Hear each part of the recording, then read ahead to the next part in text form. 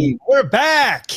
Another Thursday, another Carvers and Creators, a weekly demonstration and discussion with pumpkin carvers, sculptors, and multi-talented artists from around the world.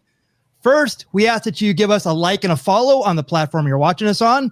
Let us know in the comments where you're watching from, and if you have any questions for the carvers and our special guest. Let's meet the carvers. Let's do it. First, he's an artist and sculptor from Boston, Massachusetts. He's a judge on season 3 of Outrageous Pumpkins, currently on the Food Network. It's Paul Dever. Welcome. Hey, happy Thursday. There he is. Yeah. Awesome. Next, he's a multimedia sculpture artist from Tucson, Arizona, and a finalist on Halloween Wars 2019 on the Food Network. It's Matt Harper. Bienvenidos a la playa. Good morning, everyone. Yeah. Our guest tonight is a professional pumpkin carver who is a finalist on season 2 of Outrageous Pumpkins on the Food Network. Please welcome William Wilson. Yeah. There he is. Hello. Hello. Thank you for having me, guys. Thanks for being here, buddy. Our pleasure. Our pleasure. Stoked. My name is Michael Mondragon. I'll be running the show, moderating comments, and chiming in from time to time. Yeah, you will. Look at him. Oh, my. Oh. God damn. Oh, stop. Son of a. Yes, man. Photoshopped? How's that much handsome fit in one photo? Well, you know, our great pumpkin carving contest is started at the beginning of October. Paul, tell us more about have we had a flood of entries? There are entries pouring in, probably as we speak.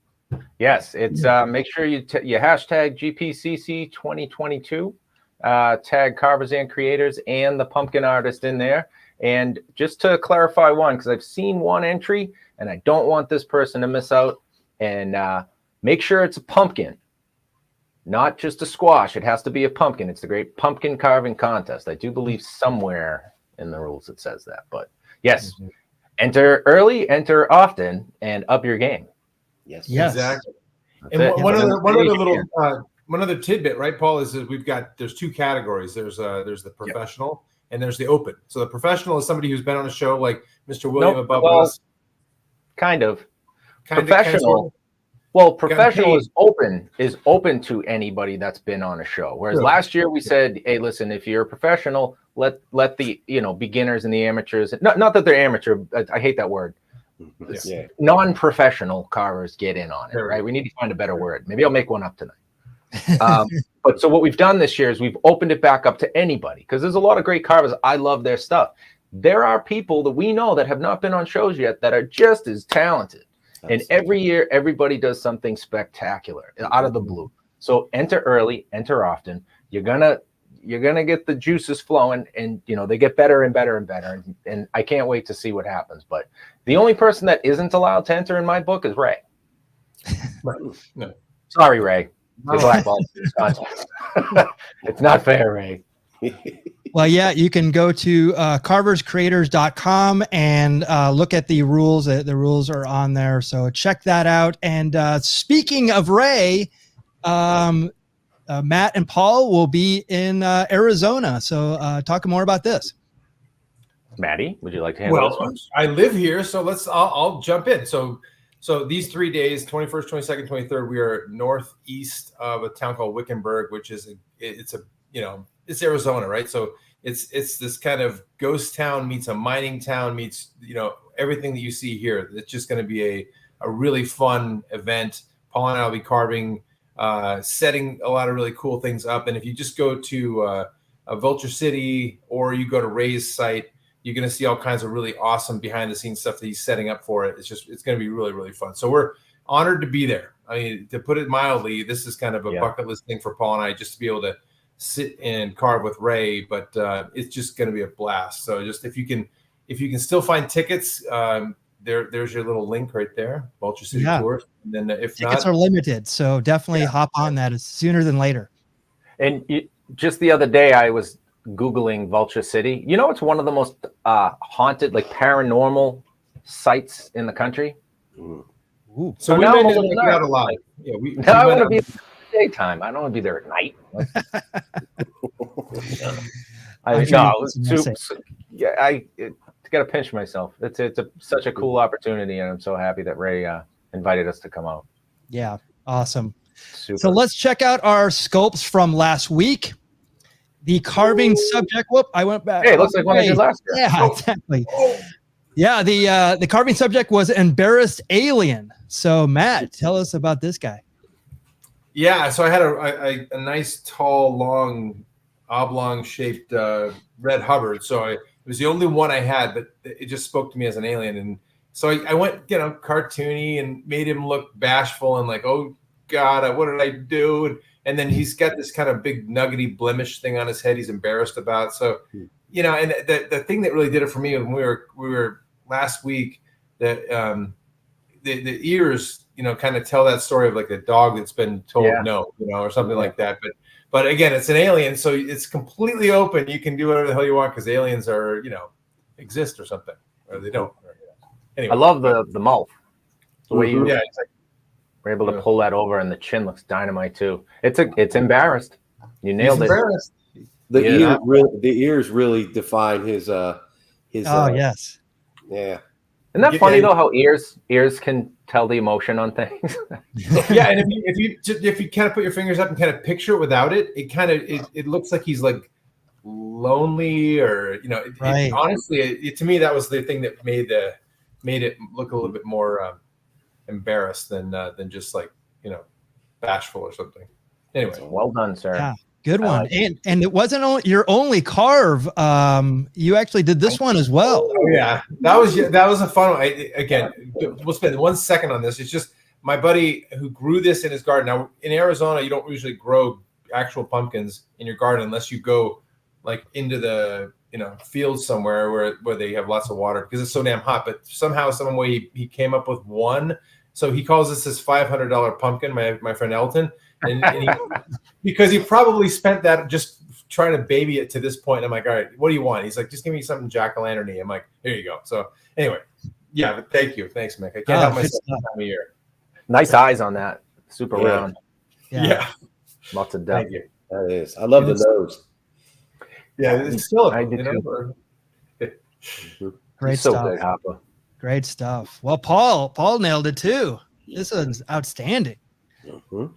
Paul, okay. Well, you know what I'm going to say though, Paul. What you said to me when you're carving it is like, I want him to make him look like he farted in church. That is the face of this guy. I swear to God. He thought he farted in church, but it wasn't. He had to leave. It was an moment. So this is him sneaking out, walking backwards out of the church. I almost had a sound effect ready to go. Right, just watch the pumpkin. Ready? That's what he went through. The poor guy. Oh, I love it. So damn good. So great. Oh, so good. Really outstanding, Paul, as always. Thank you, sir. I work in pixels and vectors. Yes. And so there's a lot going on in mine today. They all turn into album covers. I don't know how. I know, but the throwbacks to the bands are what I instantly get drawn to. Oh my God.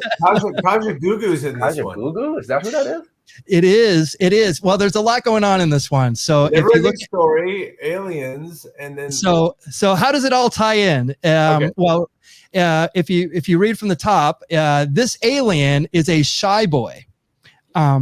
If you know shy boy from I think it's from Mario Kart.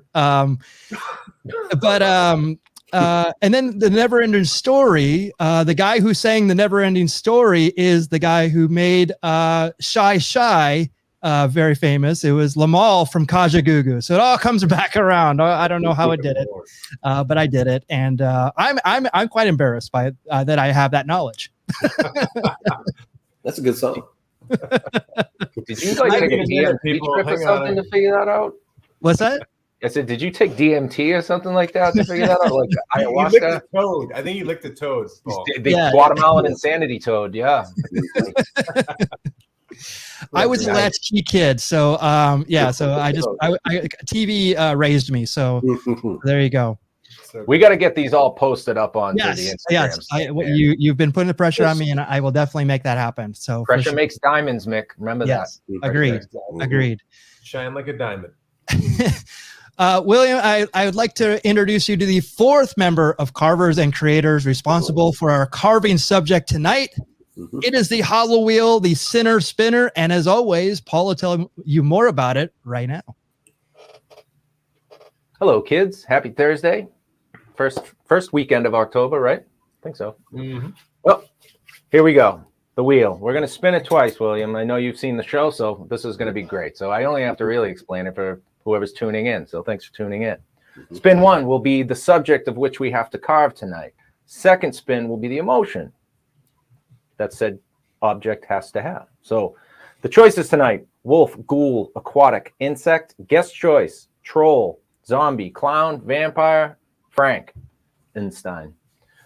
Second spin: insane, disturbed, creepy, nervous, crying, disgusted, smug, terrified, embarrassed, and one more time, guest choice. So William, get a couple on deck because it does like to pop on the guest choice. But here we go, guys.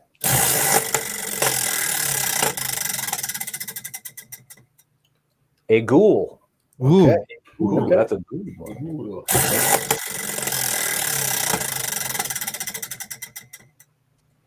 A disturbed ghoul. It landed on the same space. What are the odds of that? Ooh. One in Flip that thing around. Is there a weight on the back of Testament to it? the guy spinning the wheel. That's not easy to do, kids. That is a difficult some thing. good muscle control there, Paul. That is. That's like putting your mortgage on red twice. It never comes out red twice. Unbelievable. All right. Imagine. So what was it? I already forgot. A disturbed ghoul. Which Nothing is says nice, cool it's a like little a round open to- pumpkin. it's a little bit open to imagination, right? just stir cool. Exactly. I'm gonna disturbed. All right. So I committed it to the chat, so it shall be. Yes. So if you're carving or creating with us, we're going to give you 5 minutes to get your tools together. Also, your carving oil. We're going to go around the horn and see what everybody's having for their carving oil tonight. I'm going to start with William. What do you got? What do I have on carving? No, what do you have for your For my beverage? beverage of choice? Hydration. Oh, my hydration. Well, I went. Today's Thursday was my payday, so I went a little overboard. Ooh. And I got the Michelob Ultra. Yes. I got the 12-pack of this. So That's an import. The beer of kings. That is the number one beer of golf courses across America. That I know for a fact. I'll be putting an umbrella in this in just a minute. Beautiful. Awesome. Matt, what do you got? All right. Well, I have my my standard. Okay, so I don't have a really cool beer. I have this like Finnish long drink thing that I had before, but I said to myself, "Am I really going to drink that?" And the answer is no. So I just poured myself a Jack and Coke. Okay, fair enough, sir. Good But I enough. still love you guys. Don't hate me.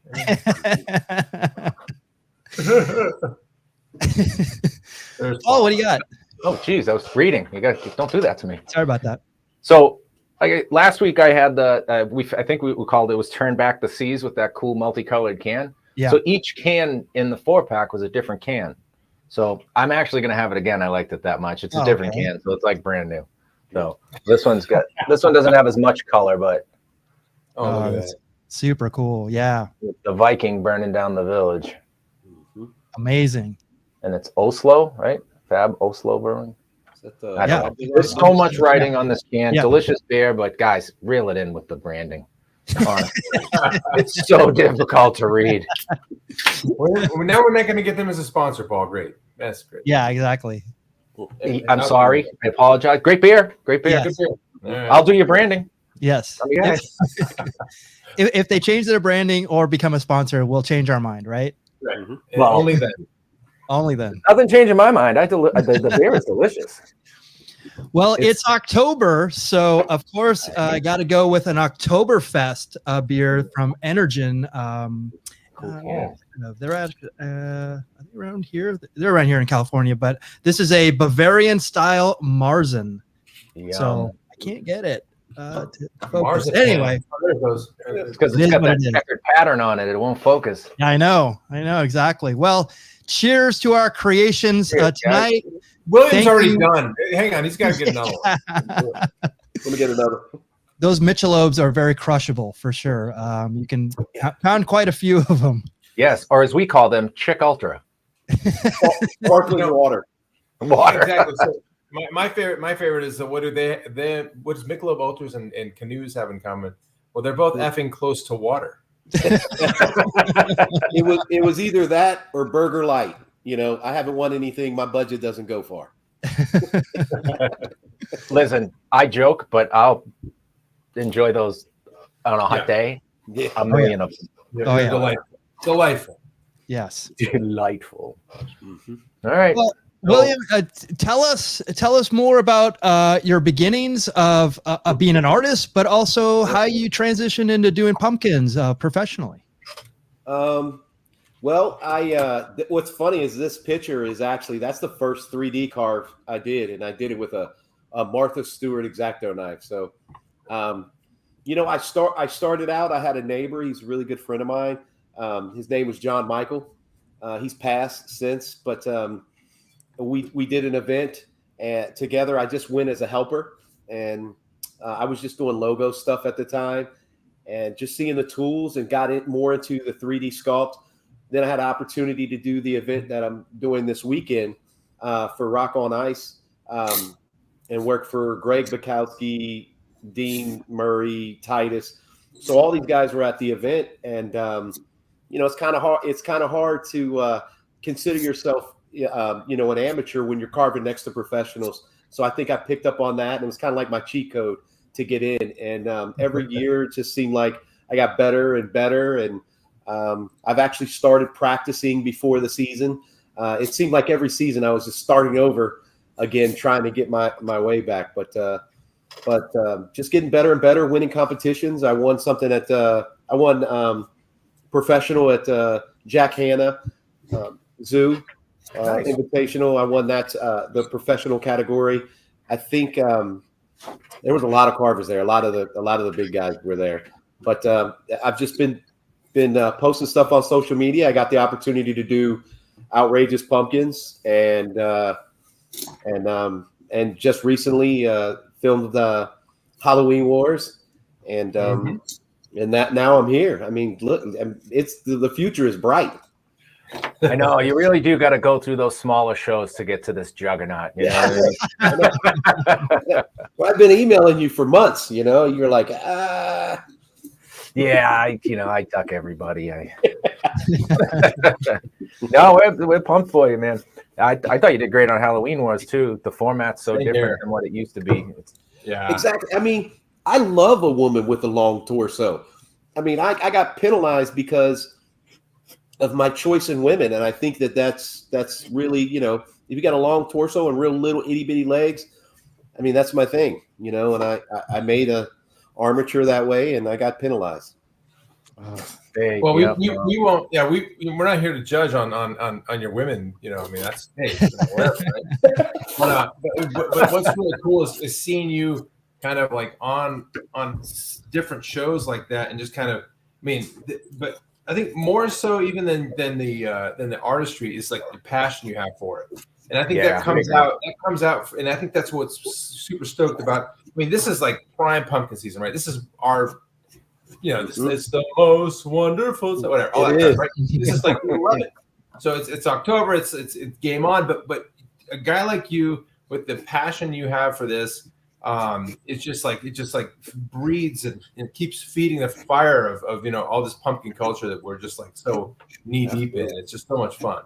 Thanks. I mean, I just love the culture, and I think it's like, I'm a huge fan of everybody's. Like, everybody who posts pumpkin, I friend them, and I love the artwork and working with people. It almost seems unfair that we got into it, and the people who kind of started this whole thing are still doing it, and it's really, I think we need to pay attention to the people who are still doing it, and just work with more people. It just really opens up what you can do and what you can create. And then I try to stay busy every year. I sure do. My hands feel it.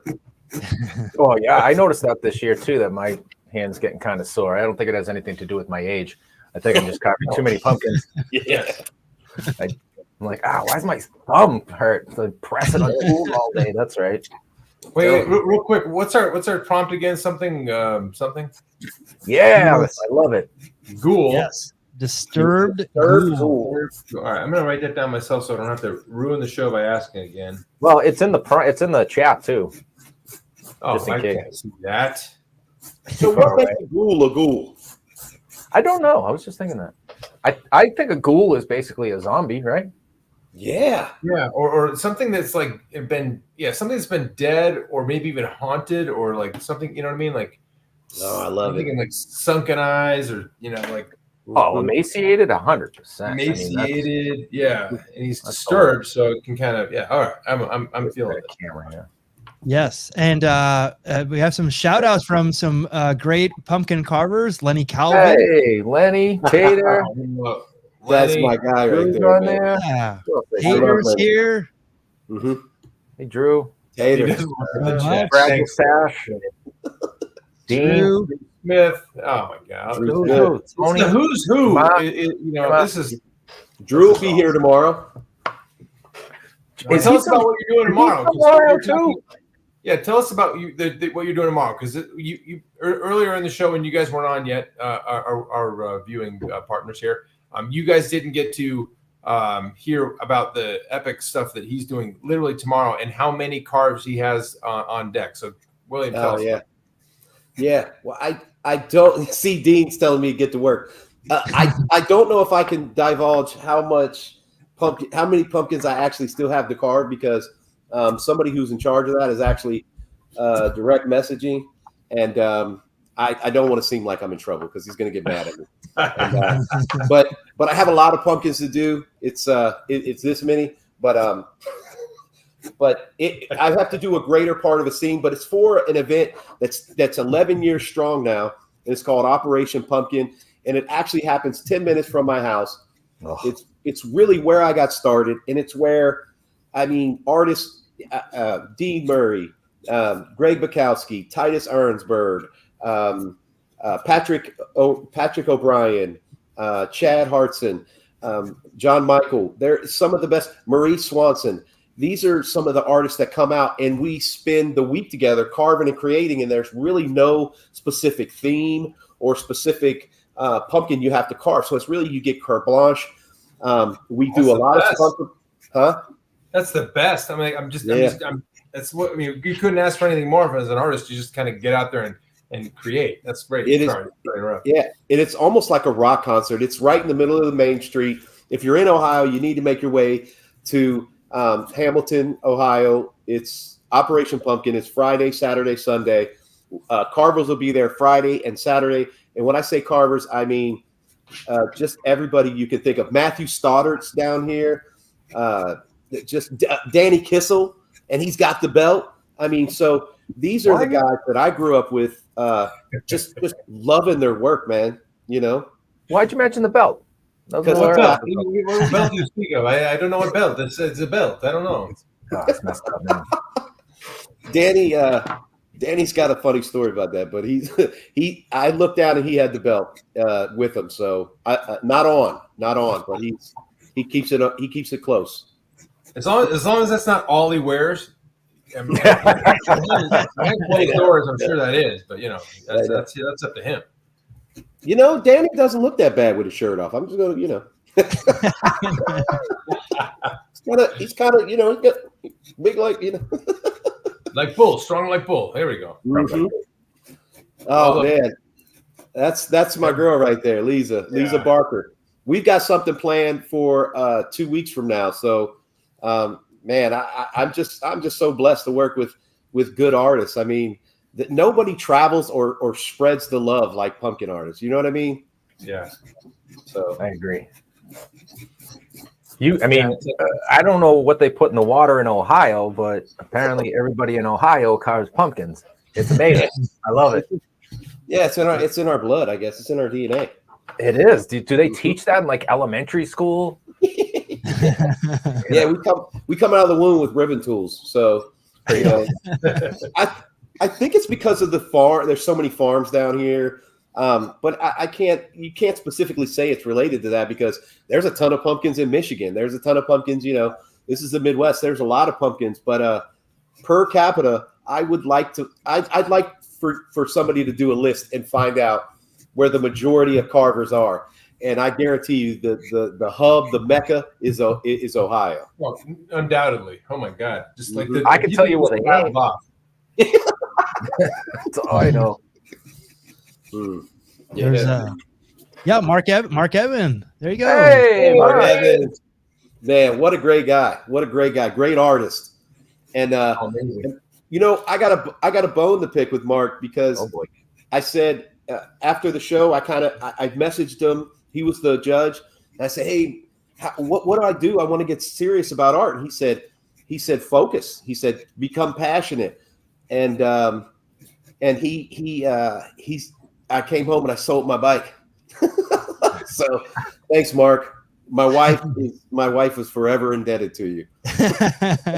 Wait, you're talking about your bicycle or motorcycle? My motorcycle, yeah. Oh, okay. Well, no, so your wife is probably because she gets to see you longer. I mean, instead of yeah. That's good. All right. Oh, me too, Mark. Me too. Thank you. I don't know if you guys caught it today, just to throw Mark another little bit of love. But this morning he posted something about a big haul he got from the farm to take to a bunch of carves he's doing. And he was in a rental car, and the thing is completely packed to the rafters with pumpkins. And I just texted him like, dude, don't pump the brakes because that thing, you're going to become a avalanche of, you know. But it's great. If you follow Mark, just go check his story out because it's pretty awesome to see. Oh, I do.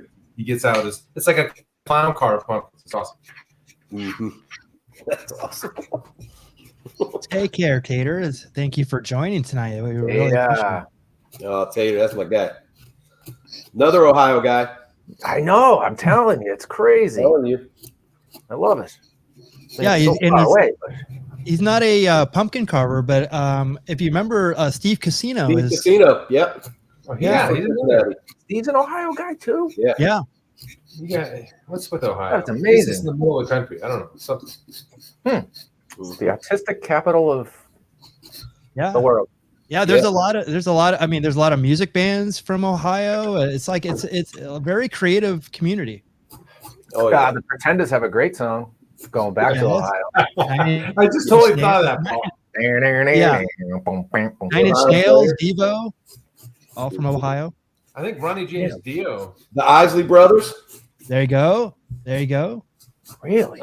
Tenacious D, or at least part of it. Tenacious D.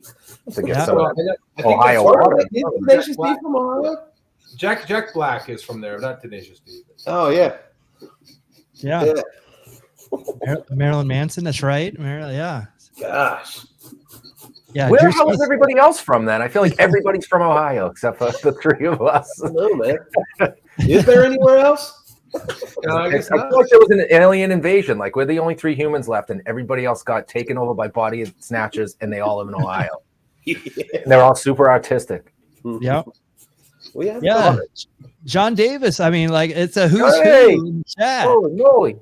Oh yeah. All the covers. So Willie, see what happened. William, I'm sorry. We see what happens when we get we get another pumpkin carver on here. All the pumpkin carvers come out of the woodwork like, dude, we got to just hang with these guys for a little while. Right. Oh yeah. Well, I'm paying everybody $25 a comment. So John. Oh, good. Yeah. It's actually, How do I comment? Yes. They love the show. Whether I watched it during the cast, because I hated to be on the cast and you see my name and I'm like in and out because my kids are jumping around. So I would always watch it afterwards. And yeah, man, I love the show. We're actually carving pumpkins.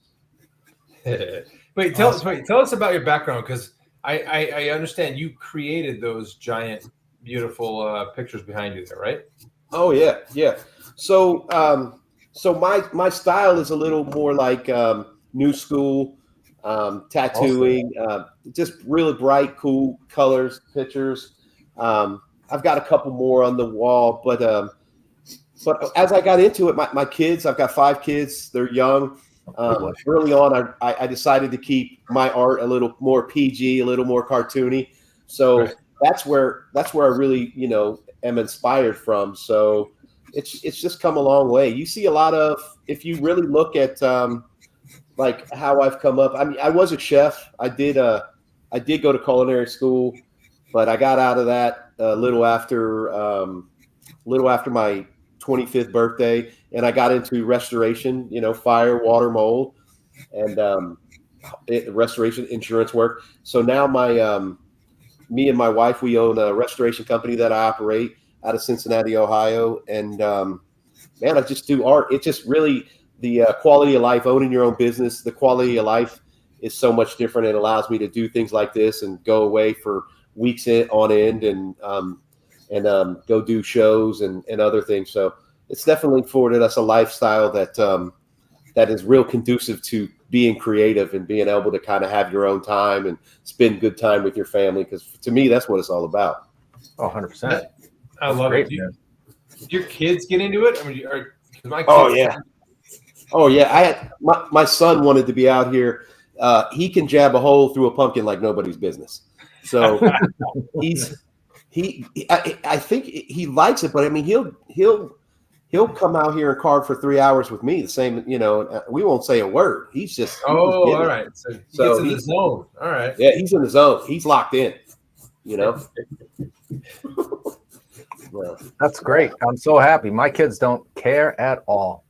Oh, hey, Brenda. Yeah, I tried every year. I go, is this the year, guys? I'm going to sit down. Am I going to show you how to do it? And they're like, probably not. That's my soccer team. Danny. Yeah. Yes. The MLP. Talk about the MLP. Everybody wants to say. What is the MLP? My goodness, I don't even know what it is. So, in my early career as carving, John and I, a fellow carver, he was super good guy. Got me. Basically, I owe everything to him. I got me into carving. He was an ice sculptor / pumpkin carver. So he was like a rock star. So he would go all night. So I worked with him. He worked. I'm making a lot of excuses, I know, but it was late night. I decided to carve a My Little Pony on the side of a pumpkin. And I don't know if you've ever carved a cartoon on the side of a pumpkin for the first time, but it doesn't really transfer. But it didn't for me. So the guy at the vendor, Jason Snyder, who's my guy, he looked at it and he was like, "You take that thing off the street and blow it up." So I don't even know if there's a picture of it, but every year since then, somebody has gotten the My Little Pony award. And they call it the MLP. I will admit I got it last year again, but if something worth doing, keep doing it. You know what I mean? I mean, I'm shooting for it this year. Who knows? I mean, back to back. If you have to carve 10, make the last one, an MLP. Oh, listen. The one thing I know for a fact that if I carve 10, 2 of them aren't going to be pretty. My ratio is right there. I'm not Ray. I'm about an 80% guy. I can give you 8, but that 9th and 10th one on the first, it's going to be a My Little Pony, baby. So great. Well, the disclaimer's out there now. That's a lot of volume. You guys pump out a lot of pumpkins, huh? Oh yeah. I mean, it's just what's really cool is and that's what I really attribute to any success that I've had is the ability to and thanks to, like I keep saying, man, a lot of the guys that I came up with in Ohio, they're such big gigs, and they're like, "Hey, we need a good carver," and if you show up and do what you say you're going to do and you're professional, they'll keep hiring you, and that would allow me to do these gigs. But in essence, that's what's making me better. It's almost like I got to be an amateur in a professional setting and able to reap the benefits with money. So, what I say is sometimes you got to do something. If you love it, sometimes you got to do something for a while until somebody's going to pay you for it. And that's definitely what I did. Oh, 100%. I remember the first gig that I ever did. I actually was shocked when they said they were going to pay me. Yeah. Like, you pay people to do this, huh? He's like, well, I don't have to. No. John Davis and I had our first gig together. John remembers what it was like. It was I mean, I still do it because I love to do it. It's exciting to carve a pumpkin live, but back then to be asked to do it for the very first time, and they were supplying these couple of 100-pound pumpkins, it was like, holy shit. Yeah. Like, this is cool. Mm-hmm. Like, my tools felt like the mini ribbon loops on this thing. My biggest tools weren't big enough. Yeah. But I didn't know any better at the time, so just smiling away and scraping for hours and hours. Kind of like I am right now, just on a smaller scale. That's all we're doing, man. That's all we're doing. Mark wants to know what's marinating on the back table there, back there. Yeah, we got something wrapped up there. Oh, yeah. This right here. This is that's a wacky Dracula. So I'll tell you this. Dracula? If you Nice. a wacky Dracula. The only reason that's still on the table is because I can't physically move it myself, and my wife won't come out here and risk her back and help me. So she's watching this. Yeah, I'm talking to you, honey. You need to get out here. You need to help me move this big ass puppy. Safely, of course, right? Yeah. No. That's amazing. Oh, stop it, John. Buddy. Yeah. So, what else is on the agenda for you coming up? Okay, so this weekend is Hamilton, obviously. Yeah. Next weekend, I don't know if I can. Yeah. Well, it'll come up. Me and Lisa are having in Tennessee. I don't know the name of the venue, but it's a hotel. We're doing a carving and cocktails. It's going to be the first of its kind, and we're going to host it. And it's going to be an upscale event, and I'm just looking forward to it. Me and Lisa have stayed connected since Operation Pumpkin. I mean, since Outrageous Pumpkins. I got a lot of OPs in my life, and you got to excuse me on that. But we stay close, and when I got the opportunity, when you get an opportunity to work with artists that you love, Union Station. When you get an opportunity to work with an artist you love, my biggest advice to anybody doing carving is do it.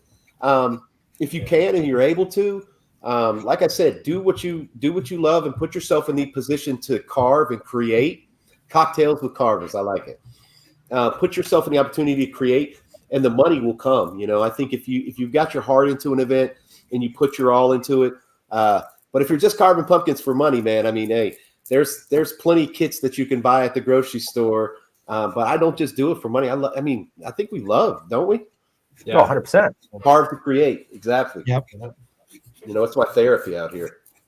By the way, guys, I don't know if you know it or not. We're stealing that cocktails and carving. Oh yeah, or vice versa. I mean, we've been doing it for a couple of years now. I'm just saying. Yeah, she's already got the patent on that or the trademark.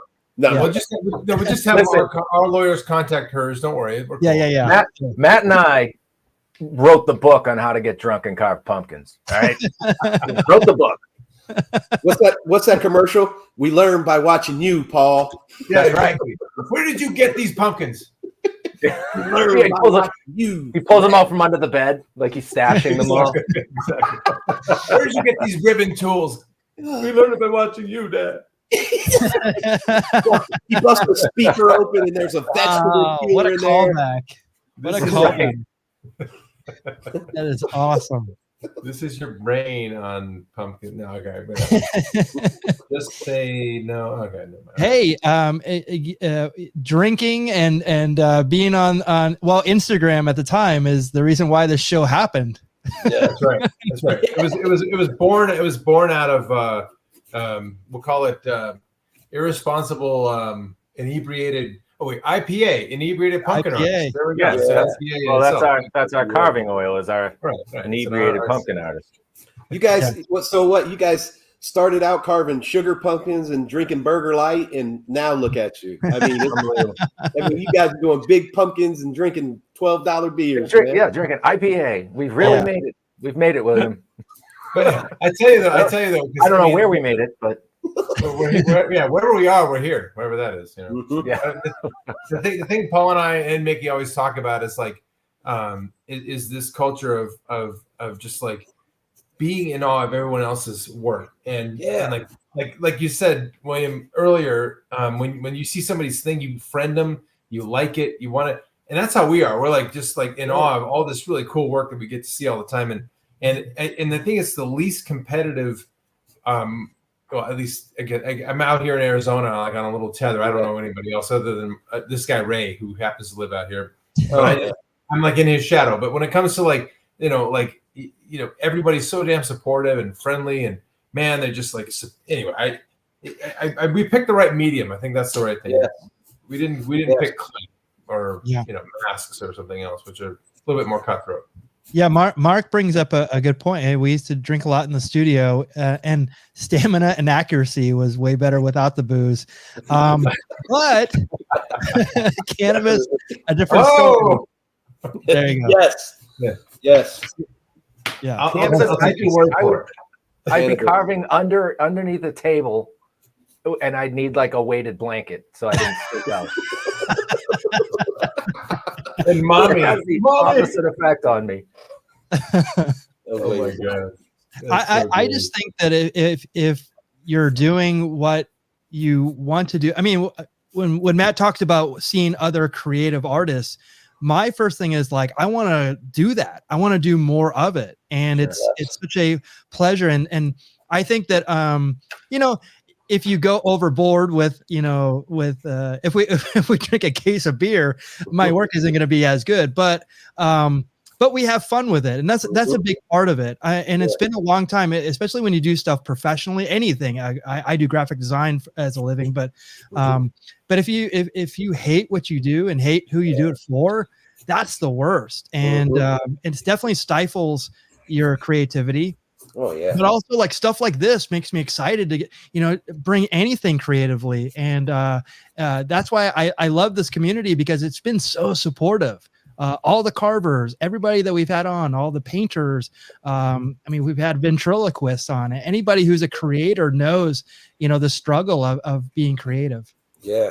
I feel like we all have that one thing in common, which is being creative and knowing how difficult it is. Number one, to put yourself out there. Like, do you guys remember a time when you were like afraid to let other people actually look at your work? You know what I mean? No. Oh yeah. I mean, you're really kind of you're rolling the dice mentally. I mean, now who cares? But and like I tried it. Like my son's the same way. When he's really good at sketching, and he's got a great comic book style. But he's like, I don't want anybody to see it. Yeah. Oh, I remember those days. Like, so unsure of yourself. But I think that's a big lesson. It's like the lesson is that artist part of you have to let people see it to grow. Mm-hmm. Sure. And you have to be okay with it being bad or good feedback, because it doesn't really matter in the end. It's about creating. I think of the MLP, right? I mean, William just told us. Embracing them.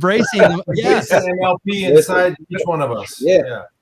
Listen, if you're a basketball player, you're shooting at the basket when you miss. You know what I mean? We're all shooting at the basket. Sometimes we miss, but to act like to only post your best work or this or that, I think that it kind of stifles creativity, because you really don't show the average guy out there who's struggling.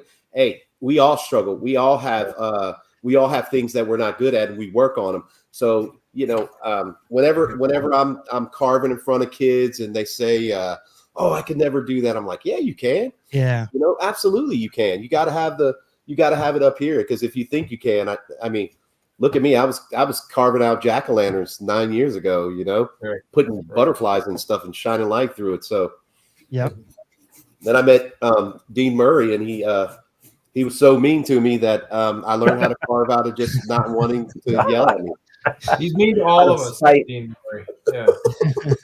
You learned how to carve sarcastically just to spite you. Oh man, Dean's hilarious. Yes. The second most funniest carver is Titus, and you wouldn't think so, because he's quiet. But if you see where they put us in in Outrageous Pumpkins. He was at the one end and I was at the other.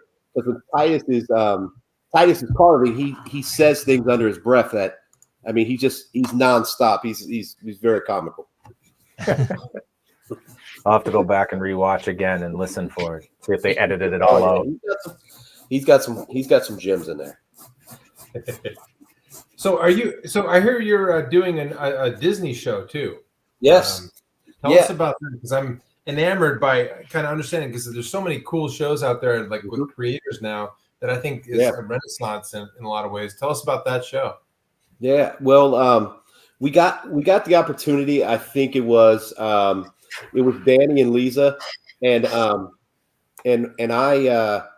it was Danny, Lisa, and Ryan Anderson. We kind of got together. There was a casting call for amateur snow carvers, and Lisa convinced all of us to put our hat in the ring. And before we knew it, we were filling out and doing casting calls and not casting calls, but doing interviews over the phone. And eventually, it got broken down, and Ryan couldn't make it due to some type of scheduling conflicts, and Bob King stepped in for him. So it would have been actually all pumpkin carvers, 2 outrageous pumpkin champions, you know. But Danny Kissel, Lisa Slaughter, myself, and Bob King, we go and carve against 4 other teams in a snow carving competition. It's 22 tons of snow, 40 tons. What? And no mechanical devices, all moving stuff with your bare hands, and carving snow is definitely a bear. But it's one of the greatest things I've done, and I can't wait for everybody to see it, because it's not your typical Disney film. It is going to be something spectacular. What is it on Disney Plus, or I'm assuming it'll be on Disney Plus in November. It's a holiday special. So to be on Disney Plus in November, I just don't. We've been able to say it. It's the name of it is Best in Snow, and it should be out either close to after Thanksgiving, because I think it's more of a Christmas theme.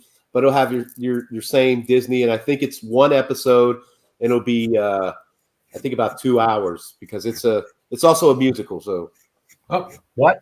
Wow. So we get to hear you sing. That's what I'm hearing. No, you don't get to see me sing. Come on. You're more of a dancer then. Yes, there we go. I am more of a dancer. Nobody's looking. So there's musical acts going on, like while you're carving? Are they like bands playing and stuff? What are you talking about? You have to see it. Like I said, it's nothing you've ever seen. It's not like no way. Anything I've ever seen on TV. I was blessed to be a part of it. Lisa, Bob, Danny, and I. We'll have that experience for the rest of our lives. But when you get to pick your team, you know, you go down pretty close. You know, Paul, if you went down, I'm sure, you know, Matt and Mike would be on your team. So to share that experience with somebody and be that close with them, and it's something I'll never forget. So I can't wait for everybody to see it. All right. No, we don't know when it's coming out though, right? You said it's going to be in November. The fall sometime. Yeah, it'll come out in November. I'll make sure I post it. All right. Wow. All right. So wait, now I don't know if you can divulge this, but where do you get that much snow? Were you in a really damn cold place? Oh yeah. Well, what was crazy is I left. We actually shot Halloween Wars, and I left when I got when we got eliminated this last Sunday. I left, and then in a week and a half later, I went and filmed in February. Colorado. So it was Colorado, Keystone, Colorado. Wow. And it wasn't as cold as you would think, but man, I didn't realize, you know, I'm brown, so I don't use a lot of sunblock and stuff. But man, that sun hitting off of the snow on my face. Yep. Oh, my lips were messed up, my face was messed up, man. I tell you what, that was the harshest I've ever felt. It hurt to smile in the morning. Wow. Yeah. Okay. Now, Halloween Wars is filmed out that way too, though, right? Halloween Wars was filmed in Utah. Yep. Utah. Oh, wow. Okay. Yeah. They actually film it in the same studio they film. They did film Yellowstone. The indoor. stuff from Yellowstone. But it's Midway, Utah. Yeah, it was beautiful out there. What I saw from my hotel room. Right. Exactly. Yeah. Wow. Okay. All right. So you got all kinds of stuff. You're coming off of Halloween Wars. You're going on to what's the name of the show again? Snow. Best of Snow. Yeah, okay. So then, so do you have other stuff coming up? I know you can't talk about stuff, but I mean, I'm assuming you're a mover and shaker in this world. So let us know. I mean, you got. Hold on. Tell everybody. Oh yeah, right. For now, I mean, I'm just I'm excited to see what this season brings. I think I've got most of my dates accounted for. A lot is in Ohio, Kings Island, but I am going to Tennessee, like I said. Right. Then Hamilton. My dates in Tennessee are the 15th and the 16th, I believe. But no, I mean, just like the show, things just happen so fast. And that's why I've been blessed to have the job I do. And my wife, man, say something about some Carver's wives, because I tell you what, if any woman puts up with a lot of stuff, it's definitely my wife. Pumpkin on my shoes. I mean, just the smell of my garage, just, all the weird stuff that comes with this. So who knows? My wife will definitely be shocked, and I might get kicked out of the house for the next thing I go do. So it's that time of year, you gotta just, you can't do it. So one thing about Paul and I is that we are so blessed we have this show, because it's forced us to do something every damn week, which is in the whole world. There's sometimes, Paul, I mean, you can say this too, but really, we have a show today. It's June. But other times, but I look at it honestly as like a blessing, because it like you talked about earlier, it's like this, you come back to it every year, and you have to kind of knock the rust off. But Paul and I, we just get to power through, get to hang out with really cool other folks. But the action of us carving and stuff like this is always still there. So I'm really grateful for that part. At the same time, this time of year, man, it's like a whirlwind. Holy yes!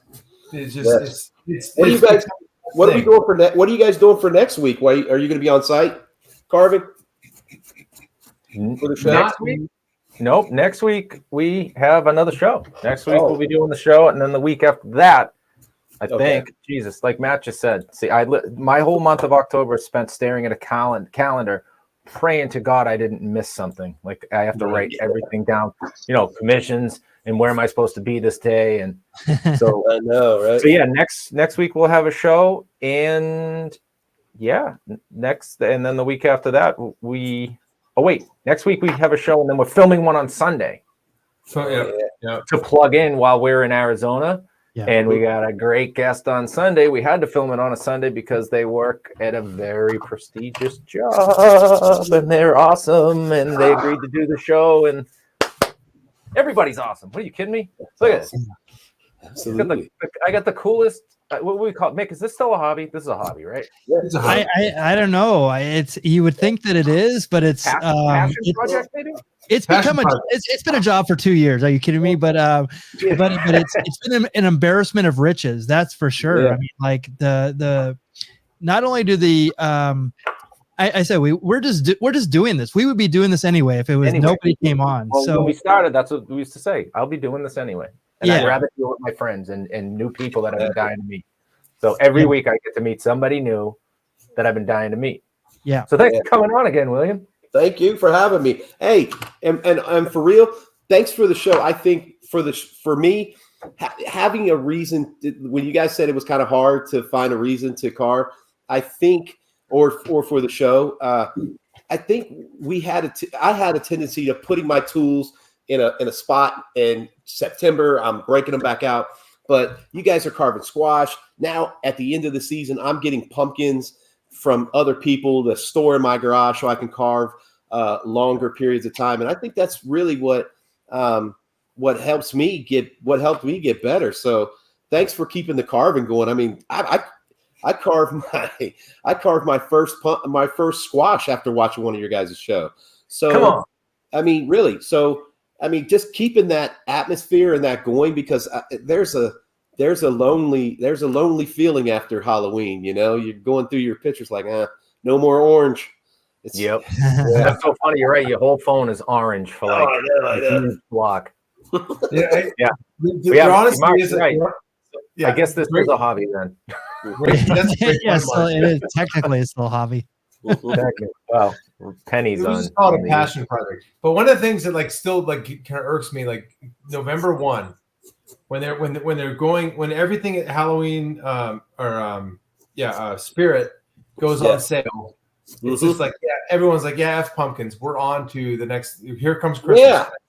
And I'm like, literally today, I'm thinking to myself, come on, October. We waited all goddamn year. Yeah. Come on, slow down, dude. Yes. You're already. How many days are you into? I'm thinking of October as a person, but I want to like relish every day of October because it's like so. Anyway, I just love because there's these little guys. We get to like. Oh, it's the more I do during Halloween, I start to like when I see Christmas stuff, I'm like, that's like the sign of it's almost over, you know? Yeah. You'll be seeing that next week. They literally start that at Home Depot in like the middle of October. Mm-hmm. Yeah. They already have it at Costco. But I'm on Team Kissel with this. I'll wait in line on November 1 at Spirit to get some of that super duper overpriced crap at a reasonable price. Yes, exactly. Oh man. I actually last year they had the conveyor. It was a conveyor belt, and it was pumpkins on one end, and they went through like a buzzsaw, and they came out jack-o'-lanterns. And I don't know why I wanted it, but at the end of the season, I put my name on the list, to buy it. And I walked in, and they were like, "Yeah, you're the only person that signed up for it, so $30."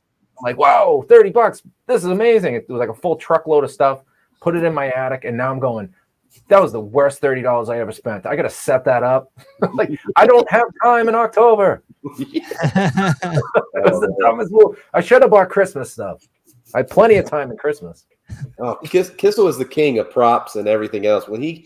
That's the thing that I've learned early on is about being professional is not just putting the pumpkin down on a table. There's so much more you can bring to do displays, to do setups, and that's probably what I'm thankful for is to be a professional, is to see what it takes to be a professional. I used to think like, I got a pumpkin carving gig. I'm just going to take a pumpkin and carve whatever I know, but now it's more, you're sketching, you're drawing the pumpkins, you're trying to be more efficient because you're really trying to put your best work out. And that's the separation from professional to non-professional is preparation to me. Preparation H, because I sit on the spoon for hours. It does feel good on the whole. Yeah. Preparation Halloween. That's the H part, right? Yes. Well, thank you, Drew. That's very nice of you. I just figure I'm like the tour guide on the Jungle Cruise. I know the route, and I just kind of take you all there. And you guys do the heavy lifting when it comes to the pumpkin carving. He also says September 1st is Halloween. There, pretty much. Oh, I like that point. Yeah, thank you, Drew. Yeah, you're the right. Alex Trebek of the show. It just doesn't work with Mayan Bialik. You know what I mean? It doesn't work. Well, I appreciate that very much, and I said I'm happy to be along for the ride. Also, I also just bring that other perspective of being an artist and being able to articulate, the troubles that everybody has, So, so I'm there. Don't get cancer and die like Alex Trebek, please. I won't. I promise. Well, I mean, I've had my skin cancer issues, so do your best. How's that? Now I just stay inside all the time. Wow. As a baseball fan, that makes it very hard. But yeah. Dean says, "See you in the morning." Right and early, boss. Yeah. Wow. So that's an all-day event. What I'll do is I'll get there like 8. That's my and Dean's code for 9 o'clock. So, but is that you walking out of your house at like 10 minutes of 8? Yeah. Oh yeah. Oh yeah. And then 10 minutes to 8, and you've got 3 80-pound pumpkins to load into your car. Wow. Oh, do it the night before. Yeah, we'll carve, but that's where we kind of put things together. They've got a lot of street stuff set up on the street.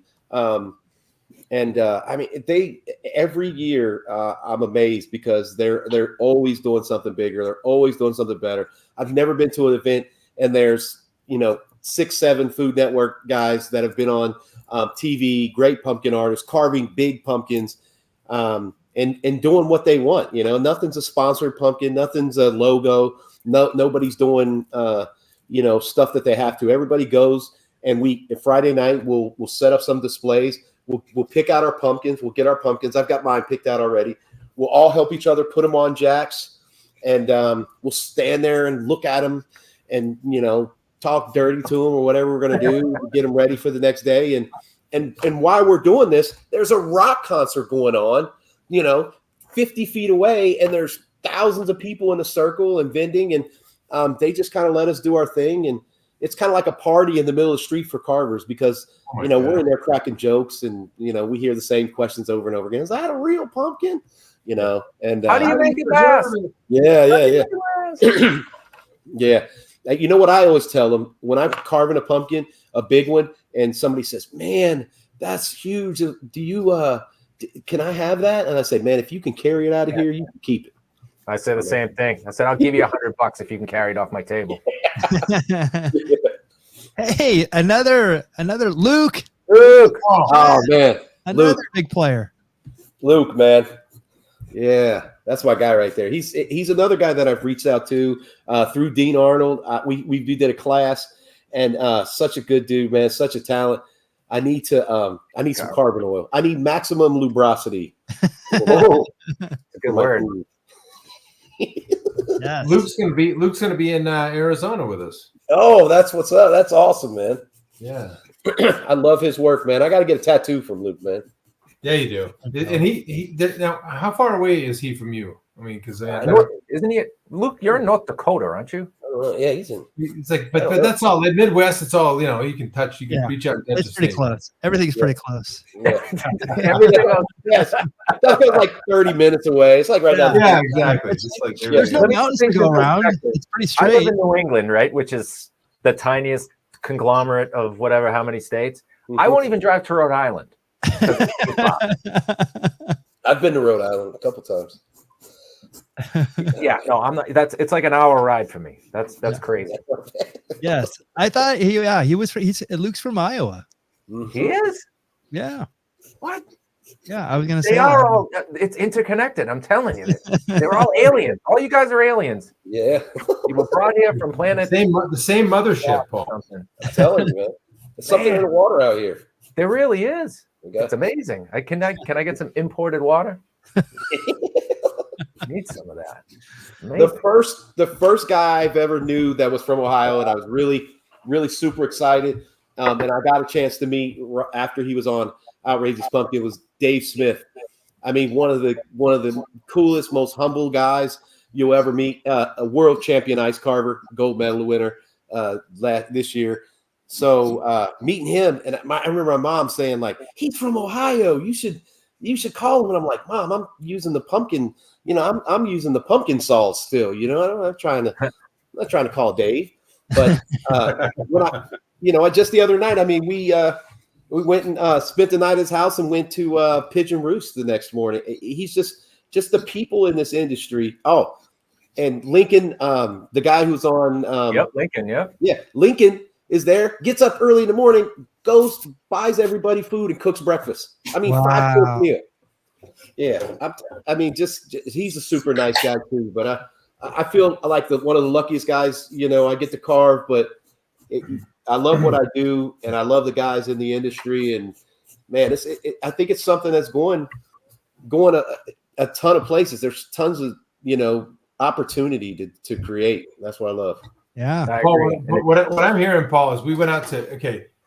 Ohio's 3 things: astronauts, pumpkin carvers, and football. He's cutting a promo on us.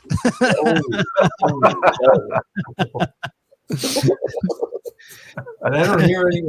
So one of the things we went out to Monsterpalooza in California, so that was kind of our first gig as a group, the 3 of us. But I think the mecca, like you're saying, of Ohio. I mean, I look at some of the pumpkin halls, and I know it's like pumpkin porn when you see everyone like driving away from the farm with what they're bringing home to carve, and it's like the biggest, freshest, most beautiful pumpkins.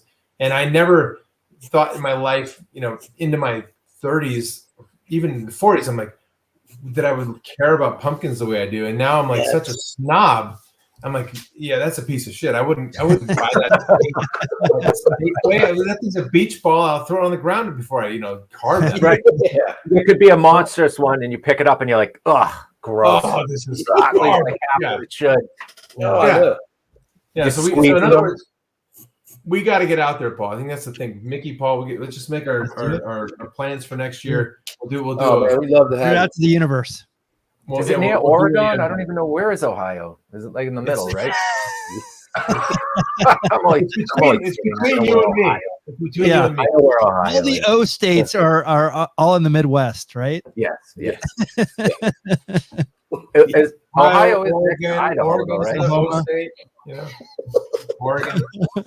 We're right next to South Dakota and Idaho and Arizona. Well, we got to go through Oregon. Are we going to get dysentery? Is this going to be like Oregon Trail? I never made it. Wow. We can drink a lot of whiskey, though. That's what they did. Yeah, there we go. Yes. I think Danny's cutting a promo on you, William. You stopping over tonight, handsome? Danny, listen, Danny's a snacks guy. And when he's carving, he never packs enough. So he always needs me to bring him some snacks. And this is my city, so I'm obligated. If you guys ever come to my city, let me know. I'll be on point. Drinks and snacks are on me. So I got them. It's cool because when I bring him stuff like that, he lets me clean his tools and wear the belt at the same time, man. Oh. You're like his little pumpkin French maid. You have to wear the outfit?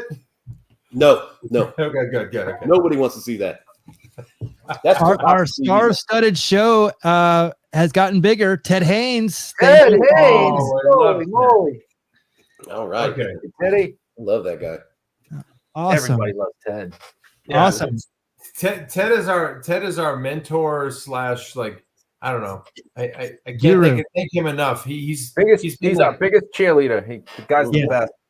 We were in LA, Monsterpalooza, and he's like introducing us to, like, we're walking by it, we see like all these people. Oh my god, that's I won't throw names out, but that's another white whale, and Ted's like, oh hey, have you met the Carvers and Creators? We're like, oh Ted, you're the best. So we're always indebted to that guy. He's the best. Mm-hmm. Yeah.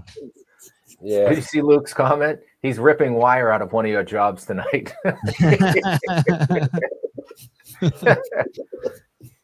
Yeah. I do have a question for William. Is Cincinnati chili a real thing? Yes, it is. Cincinnati chili is a real thing. It is. It's not for everybody. It's got a real milly consistency, but it's got a little chocolate. Great. People don't know that. Yeah. But there's two different Cincinnati. There's a bunch of different runoffs, but it's basically Gold Star and Skyline, and then there's also another Empress out here, and Skyline. There you go. Oh yeah. Yeah, I've heard about it, but and I've seen somebody make it, but yeah, it was I was like, this isn't a real thing. Stop it. Yeah, no, man. Come out, get a coney, get you a 3-way or 4-way. That's what. Yes, exactly. You can patch and drywall with it. I have no idea what you guys are talking about. Yeah, I know. Explain a little bit. I'm already starting. Right, my ears perked up, but I had no idea what you were talking about. Yeah. I just thought it was chili with just a whole bunch of cheese on it and onions and. No, it's basically like a spaghetti. It's the chili spaghetti, but the conies are real big. That's what most of us are into. The hot dogs with the chili on them. So. Okay. Oh, okay. So it's that kind of wet chili, like that you put on hot dogs, like that. Is that what you're talking about? Yeah. Yeah. It's a sweet chili too, then, right? Yeah. It's got a sweetness to it. Yeah. Yeah. Okay. I like chili. I'll eat any chili, any port in a storm, as they say. It's good. It's really good. I'm in. I mean, I'm not a I'm not a one time a week guy, but I'll eat it every now and then. Oh, Yeah, hey. love me some Skyline. Yeah. Where I'm at. Yeah. That's not all I got. Oh, there you go. Well, William, a good start for an hour and 15 minutes in. I've almost got them blocked in, guys. Give me a second. Yes. Weren't you just on Outrageous Pumpkins and Halloween was? You should be in fast forward right now. Oh, I know, Yeah. man. I know. Yeah, But that was- when you're on those shows, your ideas are so big, but the possibility of creating them becomes the task. So Yes. when your ideas are so big, as soon as you hit that, everybody always asks, is that really that? Yes, it is. So when that clock starts ticking, you're like, you're hauling ass. It's hard to find that urgency in my garage. I always find something to tinker with or fix a tool or, it's always something else. So That's funny. I do the same thing. It's just that little bit of procrastination where you could do something else. Like I'm like, all right, I should start the eyes, but first a cup of coffee. Like any reason to walk away and just kind of reset. Yeah. But sometimes that's a good thing, right? Mhm. It yes, gives you a chance to look at it. You're walking back on it. You're checking out lighting from a different angle. Maybe while you were having your cup of coffee, you wanted to go in a whole different direction. Exactly. You just wanted to add another 3 hours to what was going to be another hour. You had to let it marinate. It has to. Oh, yeah. It has to marinate. Let's see. Let's add some horns, some hair, maybe a whole body. Each individual hair. Yeah. Danny wants to know what your favorite flannel color is. Gotta be blue. Flannel. Definitely my blue flannel was my favorite. I told Lincoln, that was dirty what he did, wearing a flannel on Outrageous Pumpkins, knowing that I had cornered that market. That's kind of my thing, And Sure. yeah, me and him kind of had it out, but he agreed that he would only wear that one flannel. Bring out his eyes. Yeah. Ryan, man, I can't say enough. Ryan, about that hey, guy, we man. got everybody tonight. This Man, is me the and Ryan show of talk about shows. 3 times a week, brother. That's my guy right there. Yeah. Everybody's cutting promos on each other. It's good. It's been like a haze fest. Fantastic. I love it. Mhm. Great. Good stuff. Oh yeah. Yeah, there's a lot of the tribe here tonight. Yes, for sure. Yeah. Good stuff, man. I'm telling you.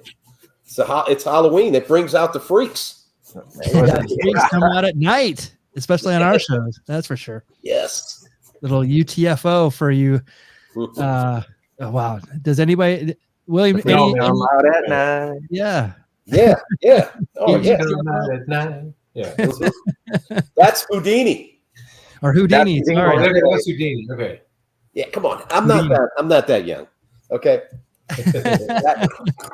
Houdini with the Zorro hat and that album cover. Yes. That Yes. was classic, man. That was classic. Mhm. What did UTFO do? UTFO, they sang on a couple songs. Lisa, they sang on some Lisa stuff. UTFO, you got to Google that. They had some. Yeah. Roxanne. Roxanne, yeah. The real Roxanne? No, that's the Police.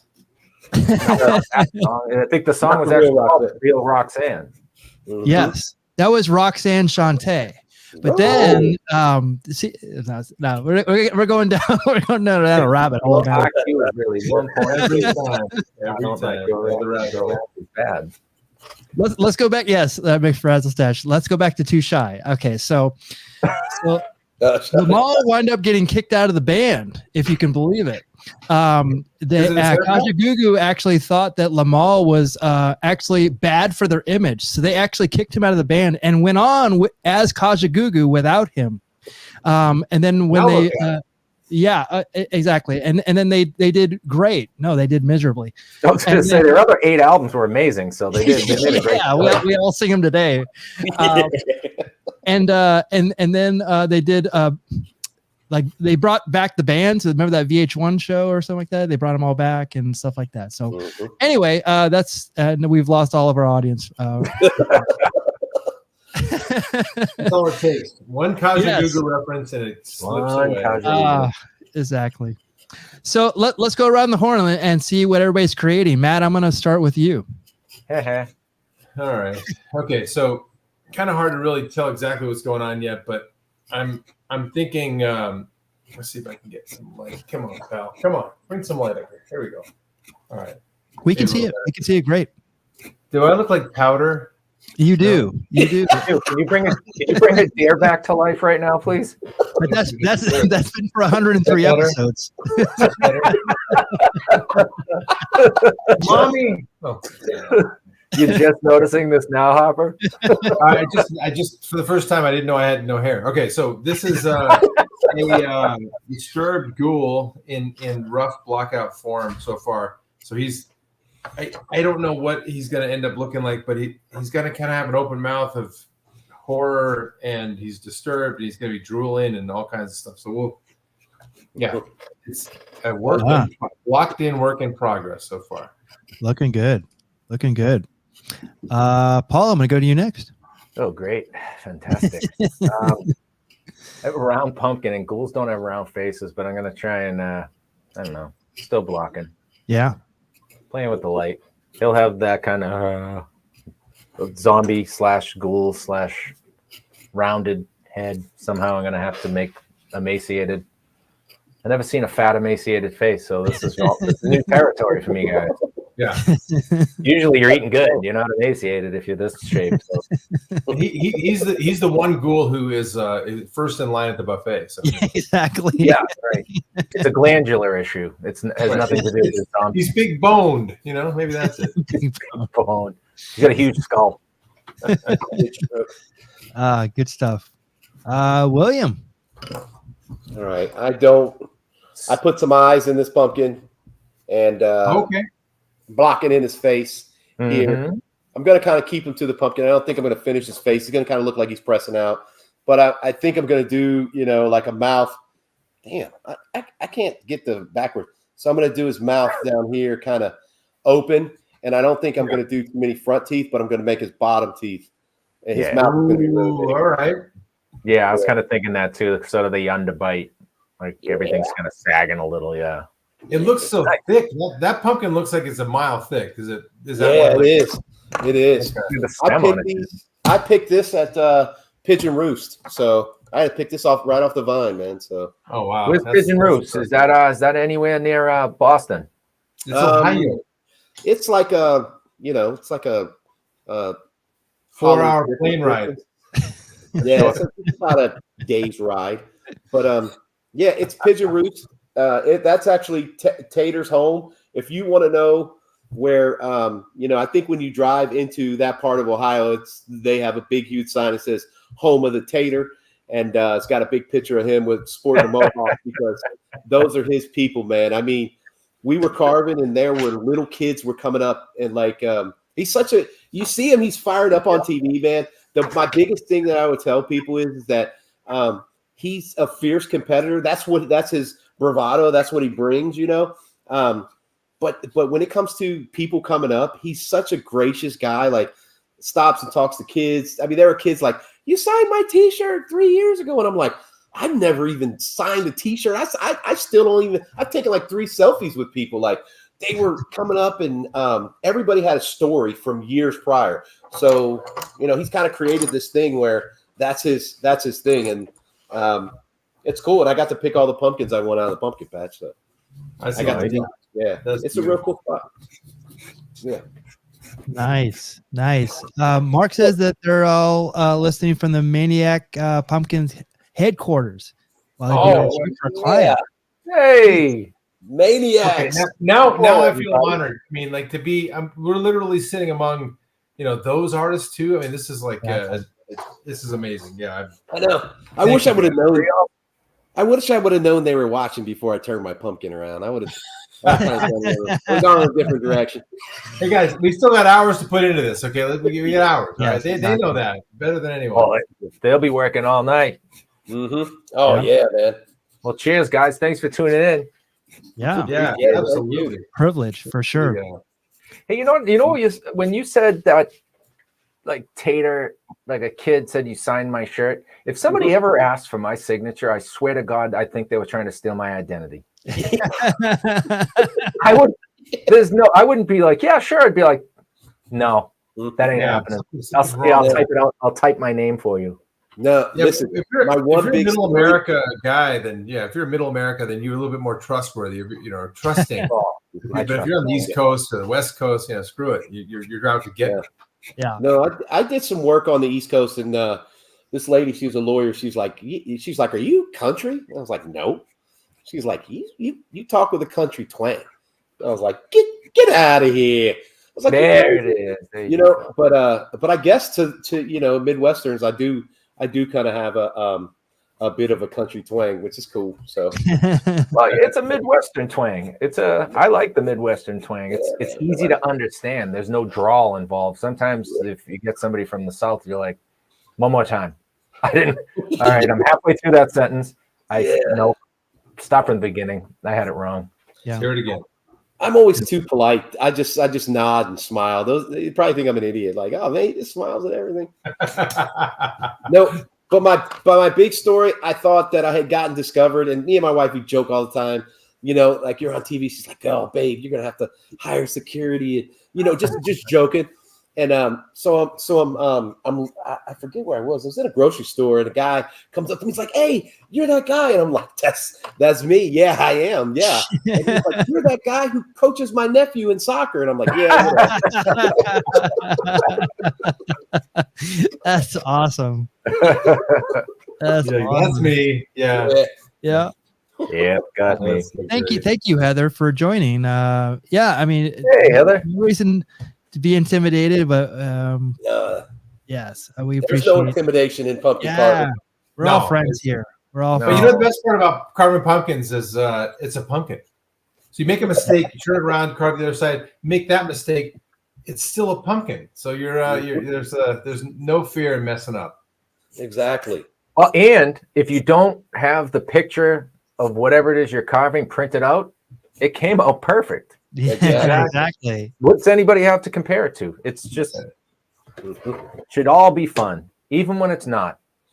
even when you're swearing under your breath and struggling, and hours have gone by, and you feel like you've gotten nowhere, and it's paper thin, and your fingers hurt, and just keep going. It's going to be perfect. You're going to love it. Exactly. It's always perfect. That's how you know. It's always perfect. It's always the perfect pumpkin. When you snap 3 tools. Just got to bring the face out. That's all you got to do. That's right. You followed the man, the myth, the legend, the two legends, I should say, Mark and Chris. They started it all with the etching, making it popular. So, oh man, I know. I mean, that's just some of the stuff they do every year. It's just it's insane. I mean, true art on pumpkins, and that's where I don't know if it's it's the fact that it just makes it doper that it's on a pumpkin to me. You know what I mean? I mean, you could draw that whatever on a piece of paper or whatever, but I appreciate it, the light, the tone, just how accurate things are. It's just it's. I always joke with Mark, and I was like, hey, anytime you need some help, I'll come down there, just looking over their shoulders, making sure I can see what they're doing so I can do it. What the thing that always blows my mind with Mark and Chris is like the fact that they would take this stuff to the MoMA and like these art museums and have their, I think originally it was kind of guerrilla art, and they would just take one and place it there, and then people are like, wait, what is this? How could this be? And now it's like the standard. It's amazing. It's just so great to see kind of this whole like the etching part to me is still like this mystery that I'll never figure out. Yeah, they also logistically like if you want a pumpkin from me, you're gonna have to be pretty close to me. I haven't shipped anything, but if you want something from Maniac, man, they'll ship it to you. Like there's. You could get a Maniac piece anywhere. I'd be surprised. I'd want to know where's the furthest they've ever shipped a pumpkin. Oh, I bet. Yeah. Oh, yeah. And how much was it? Mark is typing furiously right now. Yes, and I'm sure we've talked about that too on the show when we had him. Yeah, we did talk about the shipping. Yeah. Mm-hmm. Yeah, that's a big part of it. You know, my favorite part of what they do is it's ephemeral. Mm-hmm. Exactly. Like seriously, you are getting a piece of artwork that's going to be gone in a couple of days, and it's a privilege to own it because it's that temporary. You know what I mean? Mm-hmm. Yeah. Not everybody, you know, anybody can buy a print and hang it on their wall, but to own a piece of art that's not going to be there that long, that somebody just poured their heart and soul into, yes, it's a pretty cool thing. It is. I love that. Totally agree. That being said, I'll ship this pumpkin anywhere in the United States. Yes. Get it out of my house. Waste money. $29.95. These ones all become chicken food. Yes. They eat them fast.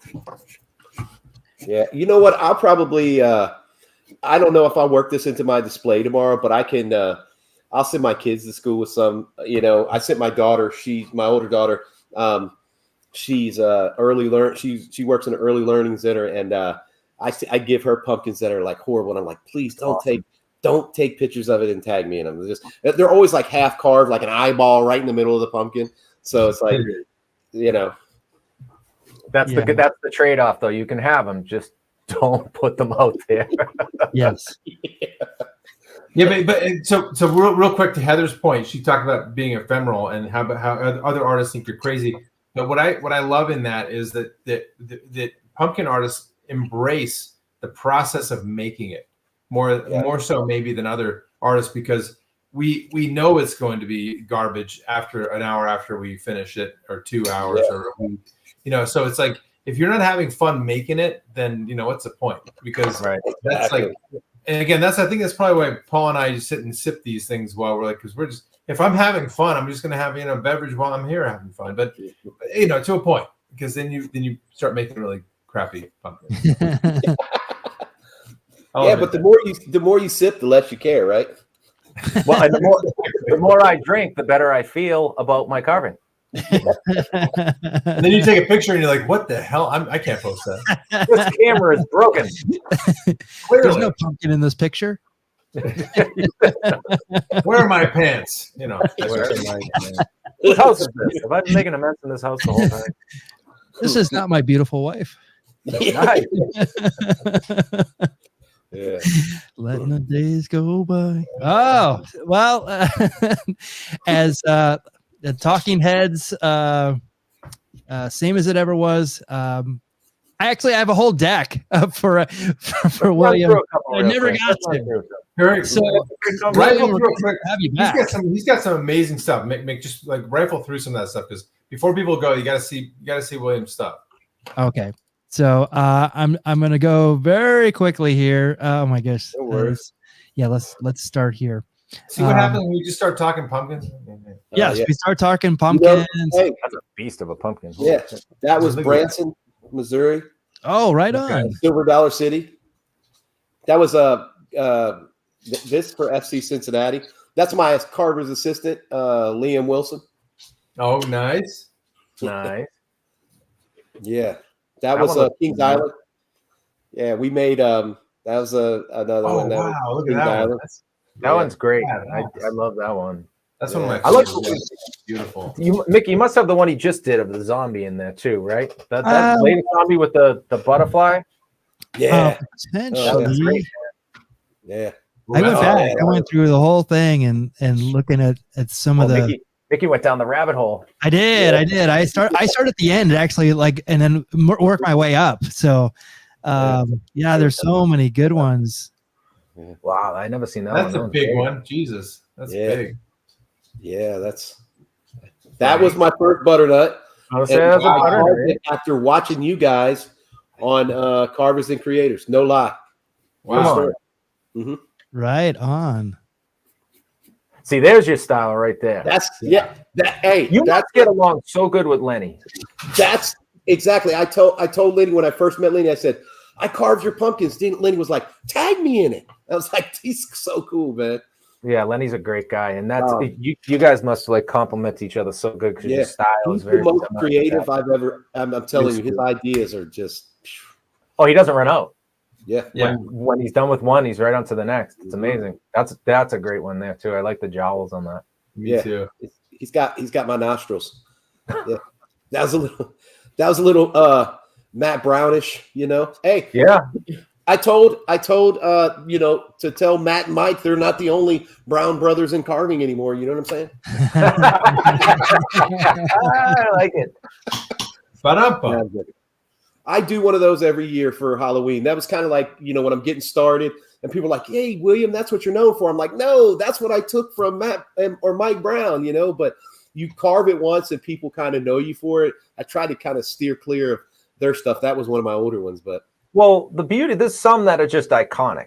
Yeah. You know what I mean? There's some that you see, and no matter if it's the original or not, it's just a cool concept. Yeah, so just, you have to do it. I mean, there's a reason why, you know, people still do it, because it's iconic. So exactly.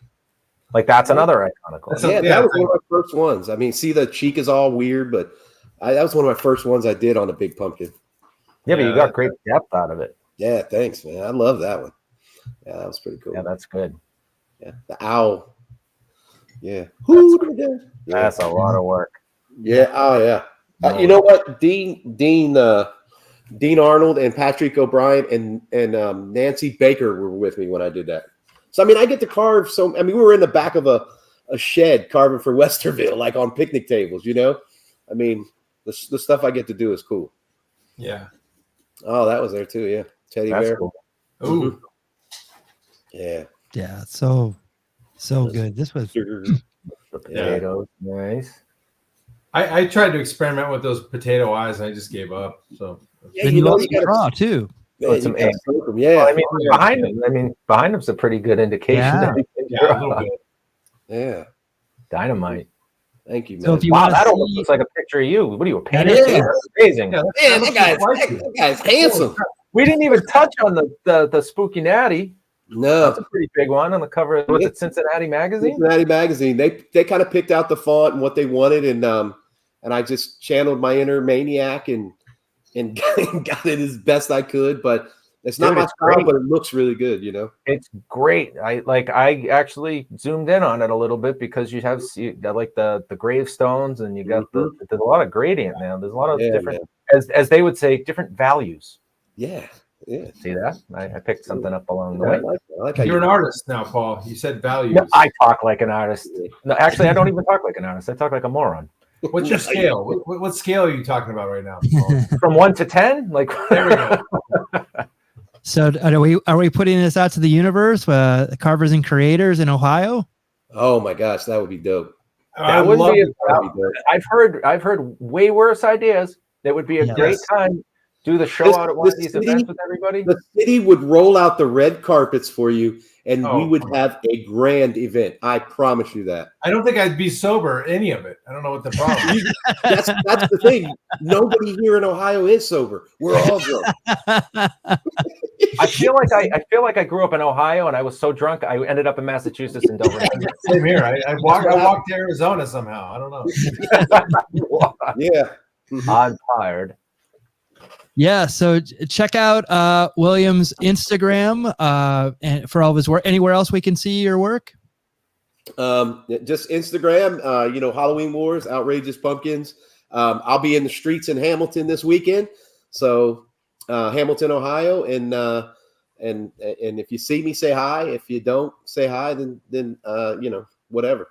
It's your loss. It's your loss, pal. Yeah.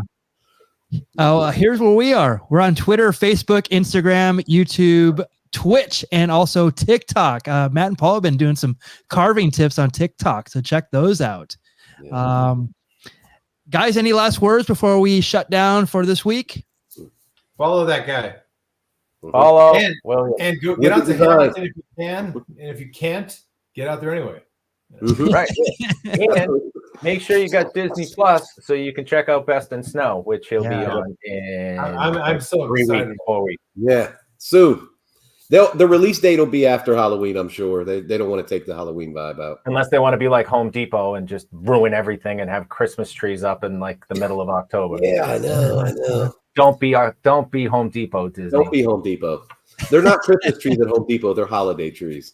That's a good point. That's right. You can't say that word. Sorry. Yes. I asked for the Christmas trees. They said, sir, we only have holiday trees. I said, well, I'm looking for Christmas trees, so I'm going to Lowe's. Yeah, bye-bye. Bye-bye. Well, thank you again. We'll be back on next Thursday with another Carvers and Creators. Thank you so much, William, for joining us tonight. It's been a pleasure to meet you and see your Thank work. you guys. You're awesome. So we This is on definitely the want you bucket list, back. man. Definitely want Thank you guys. back. This is on the bucket list. Paul, I can't wait to see you again on Outrageous Pumpkins this Sunday at 10 o'clock. Matt, man, send me some pictures with Ray. I'm really interested in what he's got going on down there, man. Oh, I'll send you some pictures of Matt and Ray. I'll post them. That's right. And thank you, Mike. Thank you. You guys are great hosts. I appreciate it. One love to all you guys, and man, just keep on creating. We've got so many more weeks of Halloween, man. We really do. You know, we really do. But we'll have to have you back so we can do like sort of a post-season synopsis. Yeah. Yes. Oh, yeah. Absolutely. A decompression where we drink more. Maybe that's it. Or, I was thinking you guys could have a section where I would just be on site and you're like, now to William on site. And it'll be all times of the year. And I'm like, I'm at the mall, guys. Yeah. They're crowded. Back to you. Why did you send me here in February? Correspondent. I'm here in correspondence. We have correspondence. Boy, this show is going places. I know. We have amazing. Amazing. I'm here at Miami Beach at the big sand carving. No, I'm in Alaska at the ice. William, tell us what's going on. I want to be the correspondent. Can I be the correspondent? I want to do that too. Well, let's all do it. Let's just all do it. A lot of time, man. I got to get a transit, man. We'll travel. We'll hop out on people. It's going to be awesome. Let's just take it on the road. Yes. No kidding. We'll just get a tour The bus. world needs more. Hey, can I say one more thing? Yeah. I'll say one more thing. Paul Devers needs his belt, and that's all I'm going to say. We need to get a belt to my guy. So, however that happens, he's the champ. He's the champ one. Danny Kissel has one. Ryan Anderson has one. Ryan Anderson has the reigning one, but I'd like to see one on Paul's wall. So, if we could work something out this year, Well, what I did is I photoshopped I took a picture of the belt on set this year. And I blew it up and I hung a 8x11 on my wall of a belt. I don't need it. You know what? It's all up here. It's all up here. That's not true. Come on. You're right. Come on. Pull my pants up. That's all I need. William's sticking his neck out for you, Paul. Just accept. I love him. I love this guy. Yeah. I love him. We need the universe to get you one. That's all there is. Yes. Well, what I'm going to do is I'm going to send him my address after we get off the air. And he's going to be working with Danny. He's going to distract him with snacks. Yeah. It happens. It could end up in my mailbox. I'm just saying.